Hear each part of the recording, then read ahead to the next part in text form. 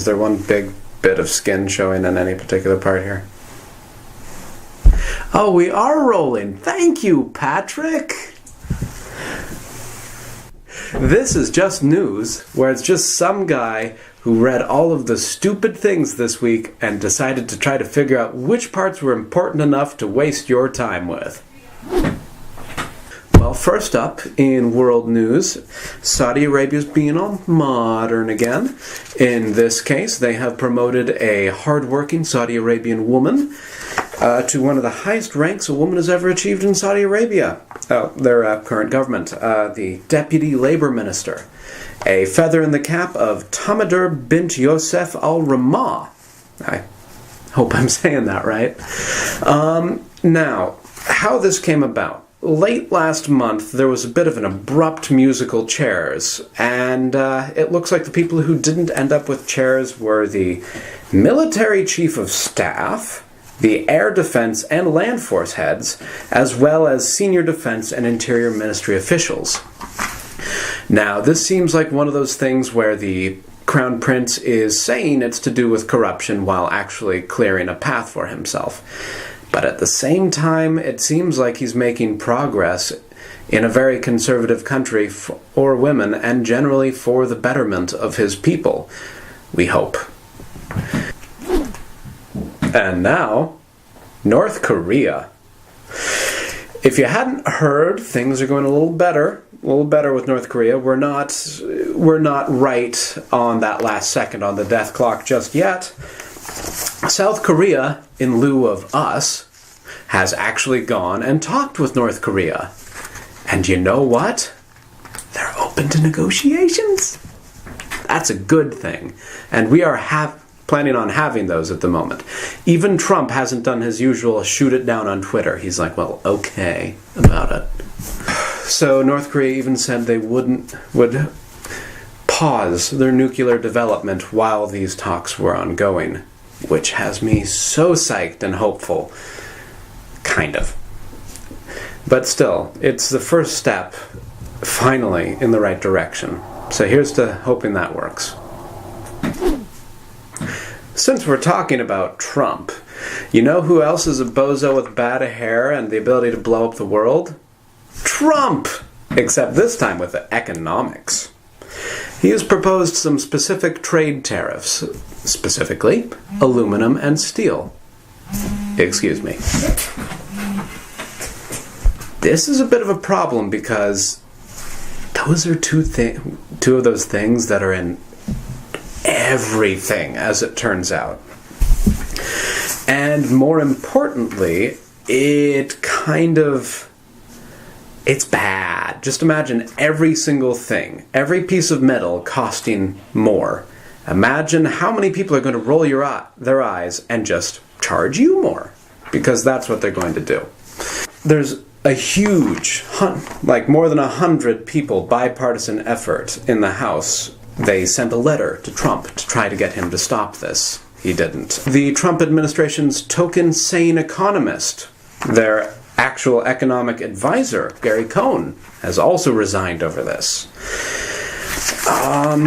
People don't like this. It doesn't even sound like Trump's serious about it is the problem. He wants to use it, apparently, as a way to strong-arm favors in NAFTA negotiations with Canada and Mexico. You know, our two close friends, neighbors, and allies. That's gonna work so well. And speaking of President Trump saying ridiculous and silly things, he told a hilarious joke. You might have heard it a few days ago. It was in response to President of the People's Republic of China, Xi, managing to get his term limits eliminated. He said, let's see, maybe we'll give that a try someday. No. It's like a dog. Every time you think it's grown up enough and gotten the message from the way people flip out every time it's done it, you think it's not going to pee on the carpet again. This isn't the first time Trump has spoken so glowingly, well, not really glowingly in this case, but has expressed a desire to be a tyrant. Sorry, sorry, not tyrant, strongman dictator. That's about right. Or expressed admiration for them. Like with Duterte in the Philippines, he said, basically, way to go to that guy. He's really taking care of his drug problem. If you don't know, he's taking care of the drug problem by declaring open war. If anyone is suspected of touching drugs, they can be shot. Anyways, so Trump likes those guys.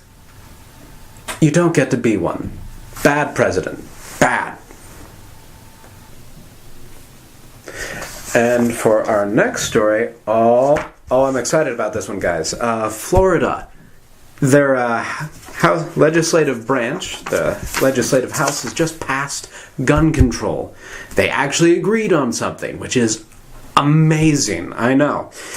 In this case, it is named after the brave high school students who not only survived an actual high school shooting with them in it, but then they went and protested about it in the face of so much flack and so much backlash from the NRA. So the Marjory Stoneman Douglas High School Public Safety Act is now on the governor's desk, awaiting his signature. Here is what is on that bill. 3-day waiting period before you get your gun. Purchasing age pushed from 18 to 21. Ban on bump stocks. And as well as some more legislative sort of stuff, like giving police more power and license to seize guns from those deemed too mentally unfit or otherwise a dangerous threat. And as well as money to arm and train teachers and money for mental health services. This bill is going to be popular. Rick Scott is likely to sign it. Even if he doesn't, this is a first step. Gun control. Moving back into the discussion. And finally, getting our high schools safer again. And for our local story today, the internet has again reached out and affected us in tragic ways that could not have... Actually, you know what? You probably could have seen this one coming. In Camas, Washington, a woman was arrested recently, Emily Javier, for the logical steps of slicing her boyfriend with a samurai sword. She became suspicious when she found a Tinder app on his phone. She became worried when she found red hair in the shower. She has green hair. From there, she took the very logical steps. She went to a shopping mall.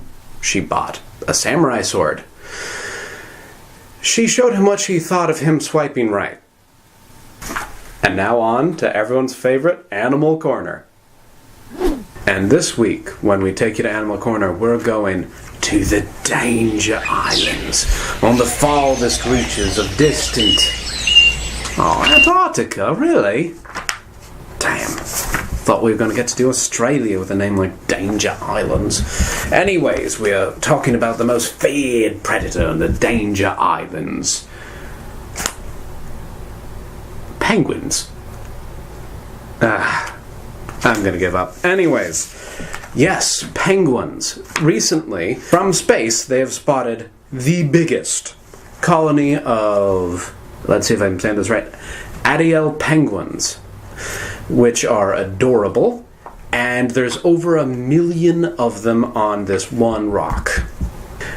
Also, hilariously, the way they found this wasn't because they just spotted a bunch of penguins hanging out. No, they, from space, they spotted the penguin poop. That's what gave them away. A big white spot in Antarctica. And, for everyone's favorite part, Science Nook. Oh wait, were we still doing that leaning back by the fire thing? Oh.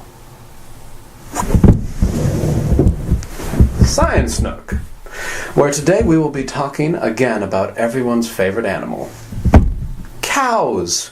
Big, boring, and apparently extremely popular in China, and getting more so. China has a growing desire for dairy.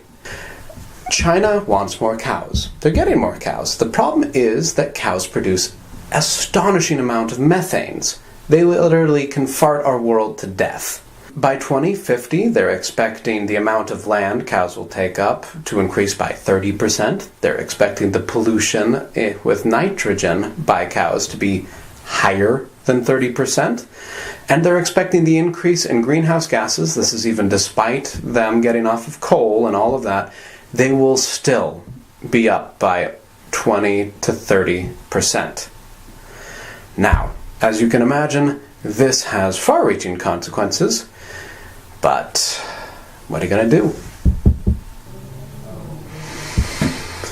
Well, I'm getting too comfy here. That's all for Science Nook, and I'm afraid that's all from us today. Thank you for watching.